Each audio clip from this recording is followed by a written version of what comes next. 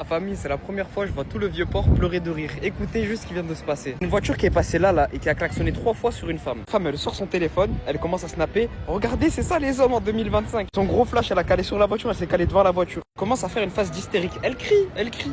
Elle vient de m'agresser, y a personne qui a réagi. Tout ça parce que je m'habille court. Entre guillemets, elle s'était apprêtée, genre elle s'était mise de façon élégante, elle s'était habillée court. Pendant 1 minute, elle snap, le gars il était patient. Il baisse sa fenêtre. Il y a une fois qu'il portait en plus. Et Guetté, il a dit quoi?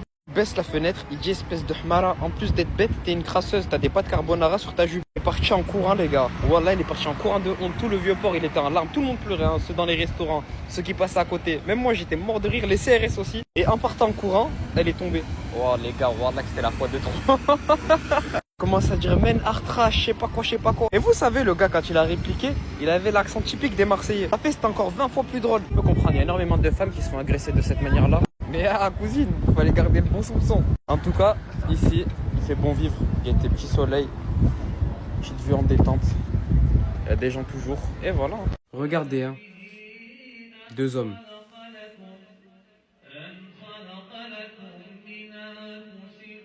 C'est une dinguerie. Donc là, on voit 2 hommes se marier en direct et personne dit rien. Ça, c'est ce que j'avais dit si j'avais été un gars qui voulait des stats. La vidéo que vous venez de voir, c'est tout simplement 2 frères qui se marient le même jour et c'est une tradition au Maroc. Donc du coup, là, il y a 2 frères qui sont mariés respectivement à 2 épouses. Maintenant, analysons le snap. Ça a mis le filtre Tanger Maroc en bas pour faire de la fitna. Et pour faire des stats, regardez le titre. Rassurez-moi et dites-moi vraiment que ce n'est pas ce que je pense. Bien évidemment, c'est un gros compte qui était assoiffé de buzz, donc du coup, c'est lui qui a fait ce snap. Si je fais cette vidéo, c'est tout simplement pour vous dire de ne pas croire tout ce que vous voyez sur les réseaux. Les gens sont en manque de buzz, les gens veulent de la visibilité, les gens veulent de l'argent surtout. Et pour ça, peu importe le moyen par lequel ils passent, du temps que c'est de l'argent facile et qu'ils peuvent vous berner, ils le feront. Donc là, non, c'est pas 2 hommes qui se marient entre eux au Maroc, absolument pas, c'est tout simplement une tradition marocaine. Maintenant, voilà, la vidéo est en train de faire le tour du monde. En France, j'ai pas vu encore des gens réactent dessus, donc du coup, je vous inviterai à partager cette vidéo. Comme ça, tout le monde évite la fitna et les mauvaises informations. Les 10 dernières nuits du Ramadan ont commencé. Chaque moment est précieux vu que c'est la fin. Chaque adoration, même la plus petite, est importante. D'ailleurs, partage, car le prophète sallallahu alayhi wa sallam dit « Celui qui partage en a la récompense ». C'est vrai que nous sommes très loin de nos familles, mais c'est pour la bonne cause. On a essayé pour la transparence de visiter tous vos puits. Pour 350 € seulement en Afrique, vous pouvez donner l'accès à l'eau. Alors toi là, qu'est-ce que tu fais là? Fonce, Mille. Je vais broyer ma fille si elle me dit qu'elle a un petit copain. Je vais te briser. Ton petit copain, je vais le tuer. Comme s'il avait mon âge. Que des tartes, comme s'il avait mon âge. Poto, déjà, je m'adresse à ton copain. Qu'est-ce que tu fais avec ma fille? C'est ma femme. Je vais te frapper, t'éventrer, t'occulter, tout ce qui finit en et. Si elle me dit, papa, est-ce que je peux dormir chez ma copine? Les femmes de cette génération étaient des sorcières déserteuses. Je suis déjà au courant. Si derrière cette personne-là se cache Abou Bakar, je vais te ratatiner. Je vais le rétamer, tu vas pleurer. Si elle me dit qu'elle veut mettre des croque-tops, oh là là, tu vas te manger un cross jab, minimum. Si elle dit viande, oh là là. Non, mais encore un peu, hein. Je vais l'attacher dans une cave. Non, pourquoi ça? Pourquoi toi, ma fille? Pourquoi toi? Non, pas une viande, s'il te plaît, tout, mais pas ça. Poto, c'est trop une dinguerie. T'es là, tu parles avec quelqu'un, viande. Minimum. Je suis casanier, donc bien évidemment que je peux rester toute ma vie dans ma chambre. Toute ma vie dans ma chambre sans sortir. Poto, c'est le meilleur endroit. Vous pensez qu'on s'ennuie à la mort, mais pas du tout, hein. On guette des séries, on lit, on se cultive. Franchement, on est tout seul. Nous face à nous-mêmes. C'est incroyable la vie de casanier. Je suis casanier, donc l'une des épreuves les plus compliquées pour moi à surmonter, c'est juste le fait de sortir dehors.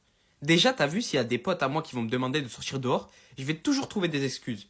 Et si je trouve pas d'excuses, c'est que vous n'êtes pas n'importe qui. Retenez-le bien. Je suis casanier et mes parents n'arrivent pas à le comprendre. Quand ils veulent m'envoyer chercher du pain ou quoi que ce soit, c'est trop compliqué, encore une fois, comme je l'ai dit précédemment, c'est trop une grosse épreuve. Je suis casanier, du coup, je suis sans prise de tête, j'apprécie les choses simples, vraiment. Je suis casanier, du coup, je traîne avec très peu de personnes. Vraiment très peu de personnes, mon cercle d'amis est très restreint. En l'occurrence, les non-casaniers, leurs amis viennent, partent et reviennent. Nous, nos amis aux personnes casanières, poteaux, ils viennent et ils partent seulement. Ça veut dire à la fin, tu te retrouves avec 1, 2, 3 collègues grand max. Bref, s'il y a des casaniers, manifestez-vous dans les commentaires. Et dites-moi ce que j'ai oublié.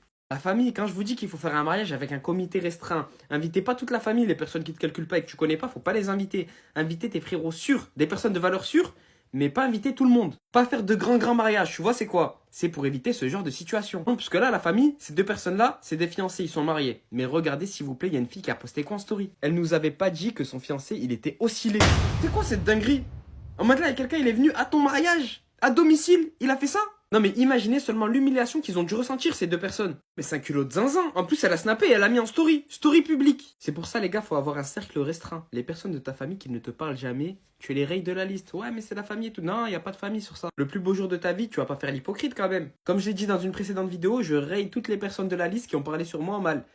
Avec qui j'ai jamais réellement parlé. Les personnes que je sens pas, tu peux être de ma famille, tu peux même avoir été au rang de frère vraiment avec moi. Si du jour au lendemain on a arrêté de parler, poto, je t'invite pas. Tu vas pas revenir le plus beau jour de ma vie dans mes pattes. Alors que chef, il s'est passé haja. Dites-moi vous ce que vous en pensez. Je préfère inviter des vrais frérots sûrs à moi, avec qui il n'y a jamais eu de coup bas, avec qui on a fait les 400 coups, qu'inviter des personnes de ma famille. Tout ce qui est famille éloignée, famille je sais pas quoi, les gars, parlez pas de ça avec moi. Risque zéro, comité restreint, il y aura pas de galère comme ça les frères.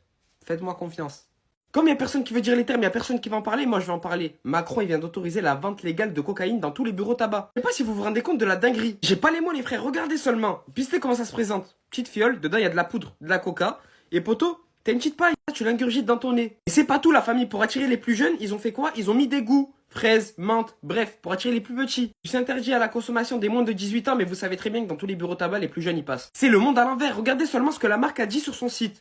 Est-ce que Sniffy est légal? Une poudre blanche qu'on inhale par le nez, bien que cela puisse évoquer le plaisir interdit, c'est totalement conforme à la loi. Et vous vous posez pas de questions. Les gars, ça va faire comme les puffs. Ça va faire des trends TikTok. Tu vas avoir des petits demain avec de la poudre et des pailles dans leur poche. Je vais vous expliquer le processus de cette poudre pour que vous vous mettez en tête que c'est une dinguerie et vous faire ouvrir les yeux. Tu vas dire, vas-y, je vais prendre de cette poudre pour avoir un coup de boost. Va aspirer cette poudre par la voie nasale. Elle va rentrer dans ta circulation sanguine, puis par la suite pour atteindre le cerveau. Non mais ouvrez vos yeux les gars, ouvrez vos yeux s'il vous plaît la famille. Ça va impacter votre cerveau les gars. Déjà que quand la cigarette ça impacte le poumon, c'est une dinguerie. Donc là imaginez si seulement cette poudre là impacte votre cerveau. Parce qu'il y a énormément de risques et de conséquences là. L'usage de cette poudre là qui est malheureusement légalisée, poto, ça peut avoir des effets irréversibles tels que une crise cardiaque. Ou alors d'autres effets assez importants tels que une dépendance à cette poudre là. Donc la famille, faites passer ce message. N'achetez pas ce produit. Il y a des petits frères et des petites sœurs qui nous regardent. Les gars, vos cerveaux ne sont toujours pas formés. N'achetez pas ça. Ça va tout dérégler dans votre tête. Donc je vous fais confiance, n'achetez pas ça et faites passer ce message. C'est quand même une dinguerie de légaliser ça. Hein. Puis dites-moi aussi ce que vous en pensez dans les commentaires. Dites-moi d'autres effets que j'ai oublié de citer aussi.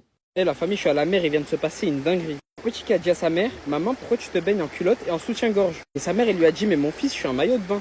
Le petit peu que je vous dis là, il doit avoir 6-7 ans. Il lui a dit, mais maman, c'est la même chose. On voit tes tétés. Bon, les gars, c'est un petit peu, il parle français. Tu sais, quand t'es petit, les premiers mots qui te viennent à la tête, tu les lâches. Tu vas pas réfléchir avant de parler. Et elle a dit, ben maman, on voit tes tétés, pareil, en soutif, qu'un maillot de bain. Il lui a dit, pour moi, c'est la même chose. Et il lui a dit, dans ce cas-là, moi, la prochaine fois, je vais en caleçon à la place de venir en maillot de bain. Vous savez, ça m'a fait cogiter sur quoi? Sur le débat qu'il y a eu il y a pas longtemps sur les réseaux. J'ai eu la vision, les gars. Je vous jure, ce type, il m'a donné la vision. Enfin, en mode, pour moi, c'était déjà la même chose. Mais ça m'a mis une claque quand même. Si un petit peu il le voit, c'est que tout le monde le voit. Le soutien-gorge, c'est similaire à un soutif. C'est comme si t'étais en sous-vêtement. En mode, quand t'es dans l'eau, ça te gêne pas. Pour toi, t'as de la pudeur et tout quand t'as un soutien-gorge et maillot. Mais quand t'es sur terre et que t'es en culotte, ben t'as pas de pudeur. Alors que c'est exactement la même chose. Quand est-ce qu'on a normalisé, quand est-ce qu'on a banalisé ça? C'est la question que je me pose du coup. Et c'est une dinguerie quand même. Le pire, c'est que tout le monde l'a entendu et que malgré son jeune âge, là, 6 ou 7 ans, il a fermé la bouche de sa mère. Elle a plus parlé. Elle a dit oui, mais mon fils, c'est la matière qui change. Il n'y a rien qui change. J'avais envie de lui dire, copine, il n'y a rien qui change. La famille, j'ai besoin que cette vidéo fasse 500 000 likes. Je sais que c'est énorme, mais j'ai pris 2 billets pour moi ainsi que ma soeur. Faire 4 pays. 4 pays, mais pas n'importe où. En Asie, les gars. Je sais pas si vous vous rendez compte. Les gars, c'est cher de ouf. Ça veut dire, les gars, si vous pouvez commenter, partager, republier, je vous aime. Les gars, toutes les personnes qui font ça, je vous aime. Et je vais fermer l'application. En ce moment, il y a une traîne d'entraide. Je vois que tout le monde s'aide et tout. Si vous faites ça, si vous m'aidez, les gars, je sais que je suis personne. Mais si vous m'aidez, voilà, je vous retiendrai. J'ai besoin de ces 500 000 likes, les gars, pour un minimum rentabiliser les billets, même si je les rentabiliserai jamais entre nous. Mais pour essayer de minimiser un maximum les dégâts de mon compte en banque. Je vous jure, les gars, je suis en dépression. En plus, je suis en dépression. Quand je suis en dépression, je voyage. D'où le fait que je vais en Asie avec elle. Du coup, je vais vous spammer de vlogs sur ce compte-là. Et je vous mets un compte en description. Pitchez, les gars, allez vous abonner aussi. Je sais que c'est trop vous demander. Si vous ne le faites pas, merliche. Mais sur ce compte-là, je vais faire des vidéos assez inspirantes. Des vidéos beaucoup plus travaillées. Des vidéos avec des sous-titres. Des vidéos de leçons de vie. Bref, allez vous abonner. Tandis que sur celui-là, je vais continuer mon contenu de base. Et je vais vous spammer de vlogs pendant un mois. Pendant 1 mois et demi, je crois, que je suis en Asie avec elle. Donc du coup, venez suivre nos aventures. On part le 7 et abonnez-vous. Merci. Et si vous faites les 500 000 likes, je vous jure, je vous aime. Pour tout... D'ailleurs, dites-moi, c'est quoi votre couleur préférée? C'est quoi votre animé préféré pour l'algorithme? C'est tout. Je sais que je vais faire un score miteux ici. Il y aura écrit peut-être 2000, 3000 likes. Mais je vous jure que les gars, toutes les personnes qui likeront, qui commenteront, qui partageront et qui regarderont la vidéo, voilà, les gars, je vous aime. Je vais prier pour vous, les gars. Merci. Si tu vois ou reçois cette vidéo, sache que je suis fier de toi. Ne baisse surtout pas les bras, même si t'as l'impression d'être seul, hein. Il y a le Très-Haut derrière toi. Persévère, tes objectifs, ils vont pas se réaliser tout seuls. Si tu te remets constamment en question, t'es sur la bonne lancée, lâche pas cette voie. Tu vas réussir puisque tu dois réussir. On te fait confiance, moi et la personne qui t'envoie cette vidéo. T'es au plus bas, tu rencontres des déceptions, il manque des gens dans ton entourage. Comment tu veux ne pas réussir? T'es au plus bas, frérot. C'est justement, sers-toi de toute cette haine, de toute cette tristesse pour t'évoluer, pour atteindre ce niveau. T'es un champion dans le fond et tu vas ancrer ces paroles dans ta tête. Ça va pas sortir d'une oreille et sortir de l'autre comme d'habitude. T'as un objectif dans ta tête, fais tout pour y parvenir, au moins tu regrettes pas. Même si pour toi l'objectif il est lointain, il semble inaccessible. Je te jure que c'est accessible, frérot. Et surtout si tu fermes ta bouche, t'en parles à personne. Même si t'es heureux de l'annoncer, chut, ferme ta bouche, c'est pas fait.